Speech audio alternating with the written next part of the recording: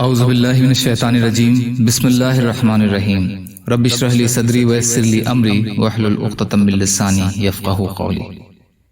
اللہ تعالیٰ کے راستے میں نکلنے کے فضائل۔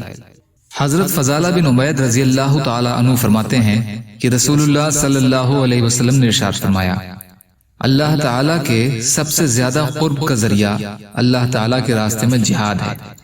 کوئی عمل اللہ تعالیٰ کے قرب کا ذریعہ ہونے میں جہاد کے عمل کے قریب بھی نہیں ہو سکتا۔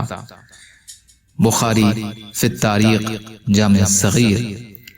حضرت ابو سعید خدری رضی اللہ عنہ روایت کرتے ہیں کہ رسول اللہ صلی اللہ علیہ وسلم سے پوچھا گیا، لوگوں میں سب سے افضل شخص کون ہے؟ آپ صلی اللہ علیہ وسلم نے فرمایا، وہ شخص ہے جو اللہ تعالیٰ کے راستے میں جہاد کرتا ہو۔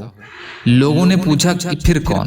ارشاد فرمایا، پھر وہ شخص جو کسی گھاٹی یعنی تنہائی میں رہتا ہو، اپنے رب سے ڈرتا ہو اور لوگوں کو اپنے شر سے محفوظ رکھتا ہو۔